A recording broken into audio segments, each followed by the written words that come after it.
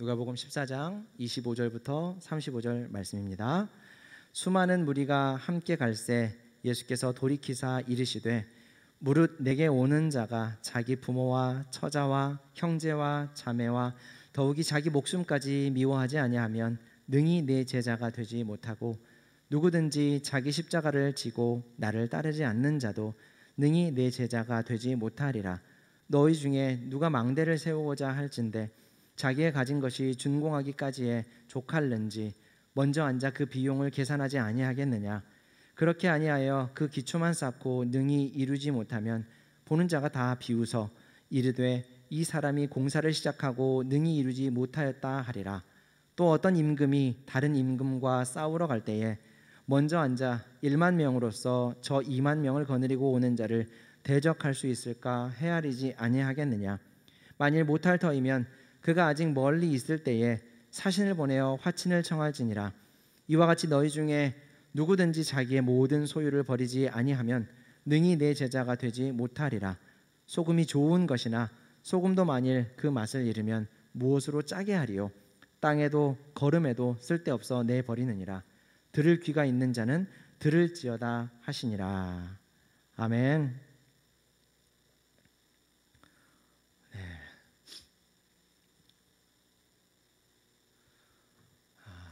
카메라도 좀 바뀌고 여기 강단 뒷 배경도 좀 바꿔봤는데 아직 조금 미흡한 부분이 있는 것 같아요. 여러분들 좀 이해해 주시고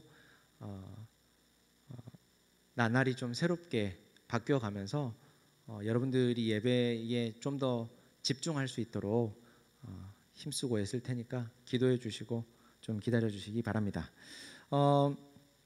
여러분, 우리가 회사에 면접을 갔는데 면접관이 대뜸 우리에게 이렇게 말한다라고 한번 상상해 보세요.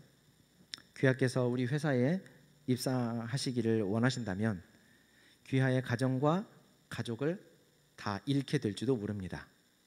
그뿐만 아닙니다. 귀하는 우리 회사에 입사해서 아주 힘들게 일을 하게 될 겁니다. 과로사도 각오해야 할지 모릅니다. 자, 그럼 선택은 귀하에게 맡기겠습니다. 만약에 면접관이 이런 얘기를 여러분에게 한다면, 우리에게 한다면 여러분 어떻게 대답하시겠습니까? 어떻게 결정하시겠어요? 대부분은 아마 그 자리에서 일어나서 나오면서 무슨 이런 회사가 다 있어? 정신 나간 거 아니야? 라고 말을 하거나, 아니 도대체 무슨 일을 하길래 우리한테 이렇게 시작도 하기 전에 겁부터 주는 겁니까? 그리고 도대체 보수를 얼마나 주기에 이런 말을 하는 겁니까? 어디 한번 드러나 봅시다. 아마 이런 호기심을 표하는 정도가 되지 않을까. 대부분은 아마 굉장히 불쾌하게 생각하면서 그 면접장을 나올 것 같아요. 그런데 지금 이런 말을 다른 상황에서 한번 들었다고 생각을 해봅시다. 한 가지 상황을 더 한번 설정을 해볼게요. 만약에 우리가 코로나가 막 터졌을 작년 그 시기 가장 위급했던 곳 대구 생각나시죠? 대구로 파견을 가야 하는 의료진이라고 한번 생각을 해보십시오. 우리가요 자원에서 소집 장소로 딱 갔습니다. 요 서대문 사거리 앞에서 만나서 버스를 타고 간다고 생각해 보세요. 모든 준비를 다 마치고 마지막 현장에 투입되기 직전이에요. 최종 책임자가 우리 앞에 나와서 이런 말을 한다고 생각해 보세요. 여러분, 귀중한 결심을 해주신 것 참 고맙습니다. 그런 여러분께 미안한 말이지만 지금 상황이 어떤지를 좀 설명해야 될 것 같습니다. 지금 상황이 많이 안 좋습니다. 여기저기 위험천만한 상황입니다. 대단한 각오들을 가지고 오셨을 테고 그동안 또 많은 응급한 상황들을 겪어보셨겠지만 지금부터 투입될 현장은 그에 비하면 지옥에 가깝습니다. 잠을 잘 때 빼고는 방호복을 벗을 수 없어서 종종 숨쉬기가 힘들 겁니다. 마스크나 보호 장비들 때문에 피부가 헐기도 할 거예요. 그리고 가장 심각한 상황은 여러분도 감염의 위험에 노출될 것이고 두고 온 가족과 가정으로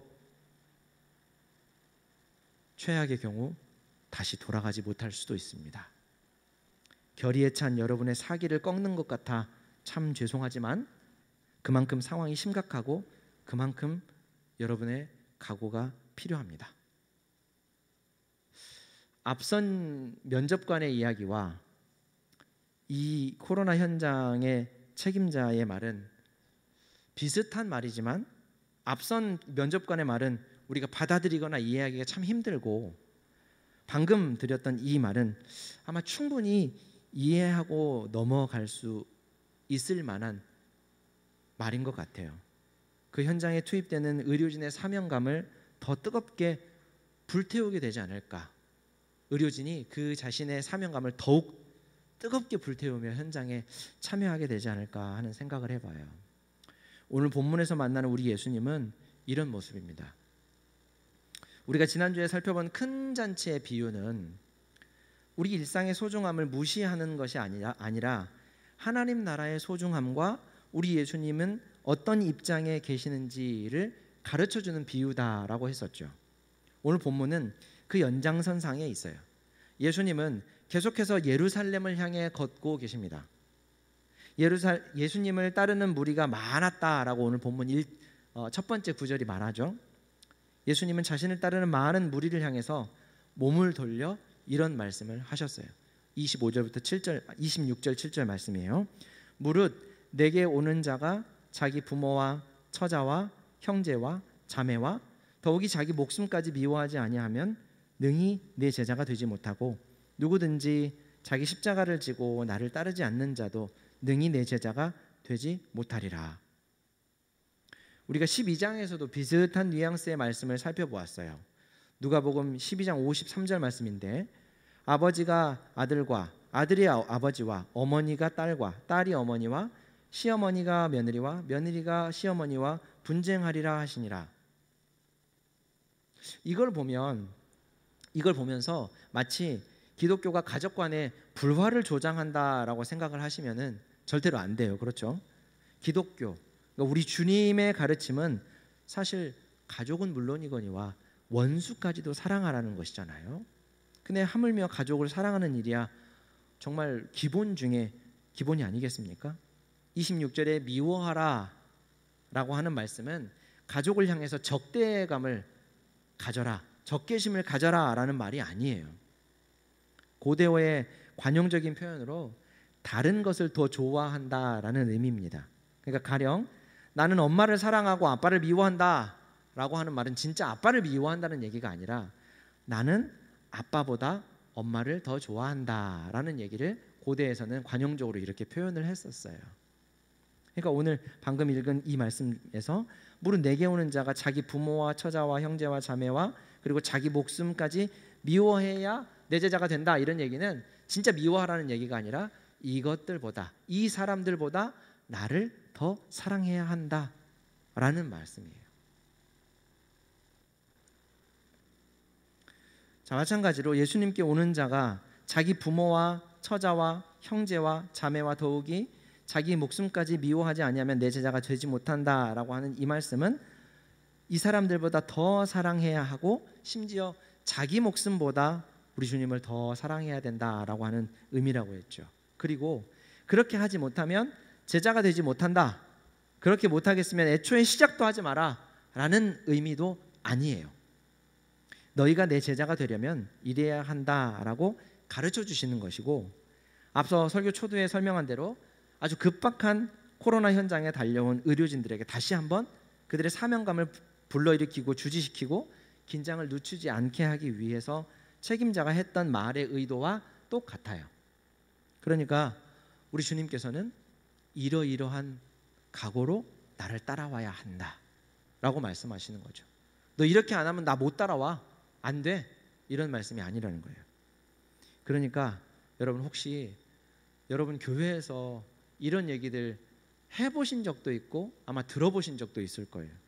제가 원래 한 번 하면 제대로 하는 사람이라서 어중간하게 하려면 전 시작도 안 합니다. 이런 말 하지 마세요. 그냥 겸손한 마음으로 우리 함께 주의 일을 서로 이렇게 해 나가자는 거죠. 시작하면 마지막까지 우리를 이끄시고 지혜와 능력을 주시는 분은 내 스스로가 나에게 그러한 힘과 능력을 공급하는 게 아니라 우리 하나님이 그러한 능력을 공급해 주시는 거예요. 빌립보서 1장 6절 말씀이에요. 너희 안에 착한 일을 시작하신 이가 그리스도 예수의 날까지 이루실 줄을 우리는 확신하노라. 근데 이 말씀은 우리의 구원을 가리키는 말씀이고, 지금 우리 주님께서 말씀하시는 것은 제자가 되는 길에 대한 말씀이 아닙니까? 라고 물어보실 수 있어요. 맞아요. 하지만 여러분, 잘 아는 대로 우리가 예수를 그리스도로 믿고 구원을 얻는 것과 예수님의 제자가 되는 것은 다른 차원의 말이 전혀 아니에요. 예수를 그리스도로 믿고 구원을 얻은 사람은 모두 그의 제자가 될 수밖에 없어요. 제자가 된다라고 하는 것은 스승의 말을 귀담아 듣고 그 말을 따르며 스승의 뒤를 그대로 쫓아간다라는 거예요. 우리가 왜 예수님의 제자가 되었습니까?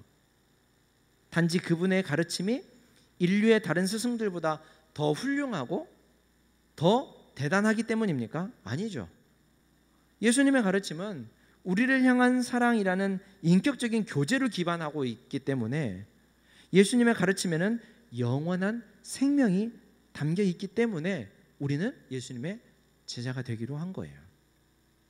우리는 예수님을 믿음으로 구원을 얻어서 예수님을 사랑하고 주님의 말씀에 순종하며 살기 위해 부름받은 주의 백성이고, 그렇게 살기 위해 그 주님의 뒤를 따라가기 위해 부름받은 주의 제자들이에요. 이 둘은 절대로 나누어서 생각할 수 없어요. 나는 예수님을 믿어서 구원은 얻었지만 제자로는 못 살겠습니다 라는 말은 언어 도단이라는 것이죠. 성립되지 않는 말이에요. 나는 예수를 믿어서 구원 얻었으면 제자로 살 수밖에 없는 거예요. 제자로 살겠다라는 말과 똑같은 말이라는 거죠. 이렇게 예수님을 믿고 구원을 얻어서 제자로 살기 위해 출발선에 선 무리에게 우리 주님께서, 또 우리에게 우리 주님께서 다시 한번 비유를 통해 더 깊은 설명을 해주셔요. 다시 한번 명심해야 되는 것은, 이렇게 하지 않을 거면 시작도 하지 말아라 라고 하는 말씀을 하고 있는 거 절대 아니에요. 오해하시면 안 됩니다. 주님을 따르기로 결심한 우리의 마음과 생각, 결심과 결의를 더 굳게 다지기 위해서 우리 주님이 하시는 말씀이에요. 28절부터 30절 말씀을 볼게요. 너희 중에 누가 망대를 세우고자 할진대 자기의 가진 것이 준공하기까지에 족할는지 먼저 앉아 그 비용을 계산하지 아니하겠느냐. 그렇게 아니하여 그 기초만 쌓고 능히 이루지 못하면 보는 자가 다 비웃어 이르되 이 사람이 공사를 시작하고 능히 이루지 못하였다 하리라. 망대는 여러분 잘 아시는 대로 탑 같은 고대의 건축물인데, 적이 쳐들어오는 것을 경계하기 위해서 세워놓은 것이에요. 31절부터 전쟁에 참전하는 임금에 대한 비유가 나오죠. 그와 아마 관련이 분명히 있어 보입니다. 망대는 내가 속한 공동체를 지키기 위해서 아주 중요한 시설이에요. 그러니까 꼭 지어야 하고 잘 지어야죠. 우리가 어떤 중요한 일을 할 때, 정말 중요한 일을 할 때 어떻게 합니까? 무엇부터 시작해요? 계획부터 하죠. 계획을 잘 세우는 것처럼, 계획을 잘 세워야 그 일들을 마지막까지 잘 마칠 수 있는 것처럼, 중요한 망대를 지으려고 할 때 대충 할 수가 없죠. 무사히 완공하기까지 얼만큼의 예산이 필요한지 분명히 셈을 해봐야 된다는 거예요. 그리고 그 예산대로 잘 진행해야죠. 그렇지 않으면 공사가 중간에 멈출지도 모르기 때문에요. 그렇죠? 29절 30절을 보면 망대의 건축이 중간에 멈추게 되면 사람들로부터 비웃음거리가 될 것이다 라는 표현이 나와요. 건축을 잘하는 것도 나에게 좋은 일이고, 건축이 중단되어도 나에게 손해인데 왜 다른 사람들의 반응이 그리 중요할까라는 생각을 할 수 있는데요. 고대 근동에는 명예와 수치를 굉장히 중요하게 여겼어요. 그러니까 우리나라의 체면 문화와 비슷한 거예요. 근데 이것을 그저 문화라고만 치부할 수 없는 것이, 오늘 본문의 34절과 35절 맨 마지막 절, 소금이 맛을 잃으면 쓸데없어 버림을 받게 될 것이다 라는 말씀과 아주 깊은 관련이 있어요. 병행구절인 마태복음 5장을 보면 소금이 맛을 잃으면 밖에 버려지고 지나다니는 사람들에게 밟히게 된다라고 말씀하죠. 또 바울은 고린도전서 15장에서 부활이 없으면 우리의 믿음이 헛되고 우리의 삶이 단지 이 세상뿐이라면 모든 사람들 중에 우리가 가장 불쌍하다 이런 말을 해요. 언뜻 보면 어울리지 않는 말씀으로 보일지 모르지만 이건 여러분 같은 이치의 이야기입니다. 우리의 신앙생활은 다른 이들의 반응에 좌우되거나 혹은 다른 사람들과 비교하여 비교 우위를 점한다고 해서 의미를 갖게 되는 것은 아니죠.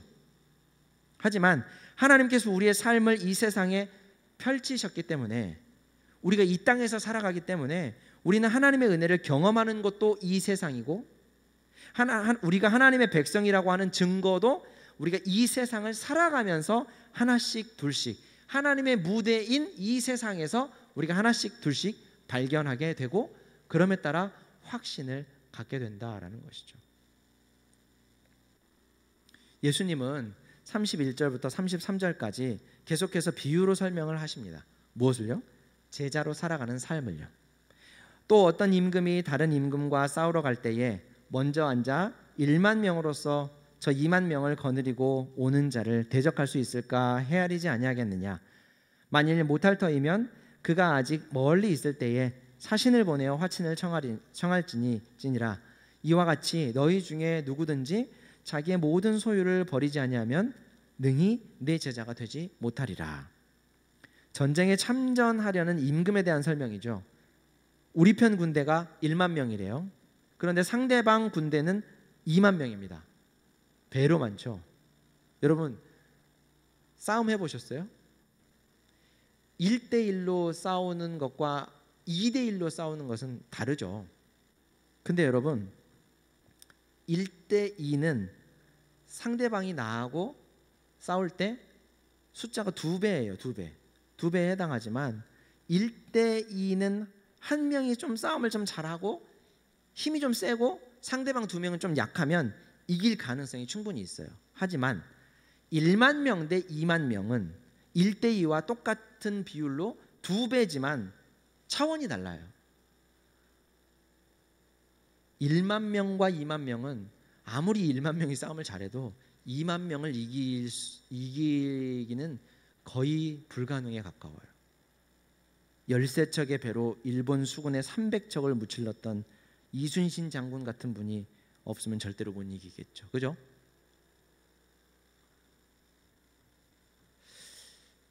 그래서 안 되겠으면 일찌감치 항복하고 화친을 요청하는 편이 낫다 이렇게 말씀해요. 이 말씀도 앞서 설명한 대로 애초에 포기하고 항복하라라는 말씀을 하는 건 아니에요. 그만큼의 희생이 뒤따를 것이니 각오를 단단히 하고 쫓아와라 라는 말씀이에요. 오늘 이 말씀 중에 중심이 되는 말씀이 2구절이 있습니다. 27절과 37절이에요. 혹시 보여주실 수 있어요? 뒤에 방송실 27절과 37절 따로따로 하나씩 안 보여줘도 되고 있는 말씀 그대로 한번 보여주실래요? 27절 말씀 제가 한번 읽을게요. 누구든지 자기 십자가를 지고 나를 따르지 않는 자도 능히 내 제자가 되지 못하리라. 자, 33절 이와 같이 너희 중에 누구든지 자기의 모든 소유를 버리지 아니하면 능히 내 제자가 되지 못하리라. 예수님의 제자가 되려거든 자기 십자가를 지고 따라야 한다. 그리고 자기의 모든 소유를 버리고 따라야 한다라고 말씀해요. 다르게 표현되어 있지만 사실 이 두 말은 같은 말입니다. 자, 여러분 십자가, 예수님의 십자가가 무엇입니까? 예수님께서 우리를 위해 우리의 죄를 사하시려 죽으신 사형틀이죠. 하지만 예수님께서 십자가에서 십자가를 지심은 하나님 사랑과 우리를 사랑하심을 위해 죽기까지 순종하신 순종의 결과물이에요. 육체의 소원을 다 하나님의 뜻 아래에 묻고 죽이고 하나님의 뜻에 순종하는 것이 바로 십자가의 의미예요. 예수님의 제자가 되는 길은 이렇게 예수님께서 하신 것처럼 하나님의 뜻에 죽기까지 순종하는 거예요. 우리가 지난주에 살펴본 말씀도 이와 아주 긴밀하게 연관이 있죠. 자신의 소중한 일상이 있지만 하나님의 뜻보다 더 소중하게 여기지 않는 것. 오늘 본문의 표현대로라면 내 소중한 일상을 미워하고 하나님의 뜻을 소중히 여기는 것. 자기 십자가를 지는 일이 바로 예수님의 제자가 되는 길이고 하나님 나라의 잔치에 참여하는 길이고 이는 곧 우리가 구원을 얻어서 영원한 생명을 누리는 일이고요, 우리의 소중한 일상보다 하나님의 뜻을 더 소중히 여기는 것이에요. 다시 한번 말씀드립니다. 오해하시면 안 돼요. 우리의 일상은 아무것도 아니고 다 집어치우고 그냥 교회만 와 있어라, 예배만 드려야 된다, 절대 성경은 그렇게 말하지 않아요. 우리 하나님 절대 그걸 원하시지 않아요. 왜요? 하나님이 우리의 일상도 하나님이 맡겨주신 거거든요. 우리 일상을 통해 하나님을 우리는 경험하고 하나님의 은혜를 더 많이 알고 그 은혜가 우리를 통해 더 많은 사람들에게 전달되고 그래서 하나님의 영광이 나타나고, 이것이 하나님이 우리에게 원하시는, 우리의 일상을 통해 나타내시고자 하는 하나님의 뜻이거든요. 근데 그 순간순간에 우리는 어때요? 방금 이야기한 것처럼 그 하나님의 선하신 뜻이 우리의 삶을 통해 나타나는 것보다 그저 내가 잘 먹고 잘 자고 돈 많이 벌고 부자가 되고 더 좋은 곳에서 살고 더 좋은 차를 타고 다른 사람들 위에 군림하면서 떵떵거리고 살아가는 것, 말은 하지 않지만 그러한 자리에 올라갔을 때 다른 사람들, 우리가 그렇게 손가락질하며 욕했던 갑질하는 그 사람들과 똑같은 행태를 똑같이 보인다는 것을 보면 우리의 일상을 통해 하나님의 영광이 나타나기보다 내 뜻과 내 기쁨과 내 만족을 위해 우리의 일상, 하나님의 사역의 무대를 지금 훼손하고 있는 것과 같다라는 것이죠.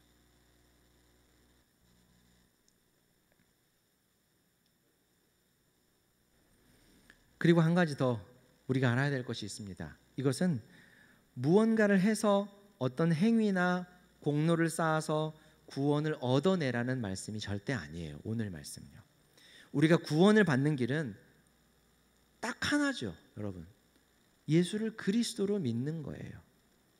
근데 믿음이라고 하는 것은 아멘, 믿습니다 라는 말이 아니에요. 그 말이 믿음이 아니라는 거죠.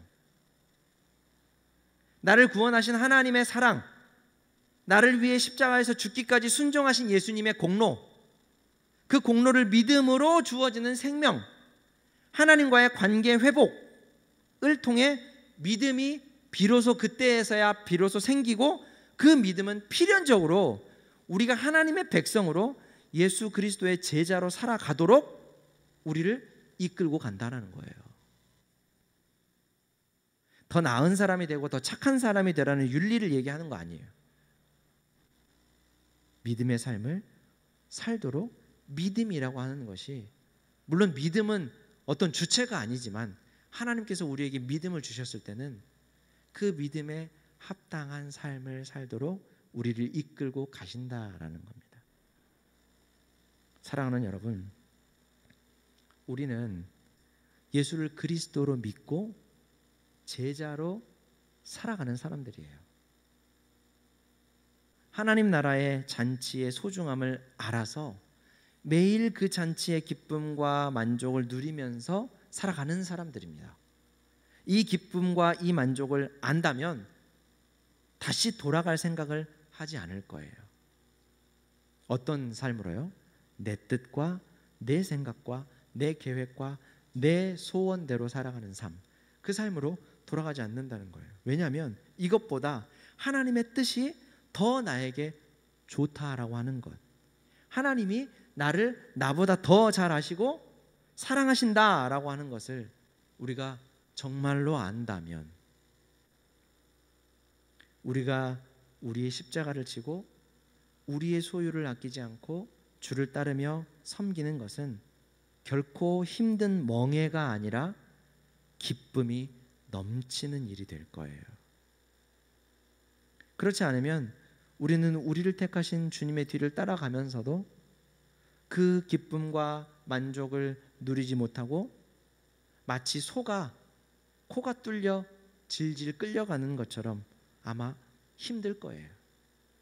부디 우리 주님의 초대에 여러분 기쁨으로 응하십시오. 주님께서 초대하는 잔치는 영원한 기쁨과 영원한 만족이 있는 자리입니다. 주님의 뒤를 따라가는 제자의 삶은 큰 기쁨이고 큰 만족이에요. 이 기쁨과 만족을 얻기 위해 우리 모두 우리의 십자가를 지고 한 걸음 한 걸음 우리 주님의 뒤를 따라가십시다. 기도하겠습니다. 사랑과 은혜가 풍성하신 하나님 아버지, 내 생각과 내 뜻과 내 계획과 내가 원하는 소원과 내가 원하는 만족과 이러한 것들을 쫓으며 살아가던 우리를 하나님의 선하신 뜻을 위해 살 수 있도록 부르시고 하나님의 거룩한 백성 삼아 주시니 참으로 감사합니다. 그 은혜와 사랑에 감격하여 오늘도 주 앞에 나와 예배하며 또 주의 은혜의 말씀에 우리의 마음과 우리의 생각을 내려놓습니다.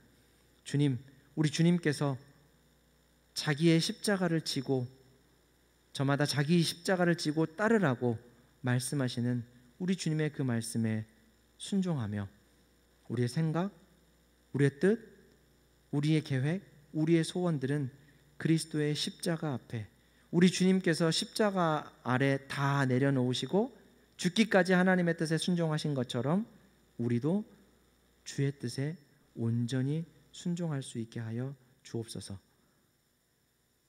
이렇게 십자가를 지고 걸어가는 제자의 삶 가운데 우리에게 내려주시는 풍성한 기쁨과 만족을 매일 맛보고 누리며 주를 찬송하는 삶을 살게 하여 주시고 이 기쁨을 더 많은 이들에게 전파하고 보여줄 수 있는 우리 되게 하여 주옵소서. 특별히 코로나로 인해서 우울감과 또 불안함과 염려와 걱정들로 우리 사회가 물들어가는 이때 우리 주님 안에 있는 참 기쁨과 소망과 평안과 만족을 우리의 삶으로 많은 이들에게 보일 수 있게 성령께서 우리 가운데서 온전히 일하여 주옵소서.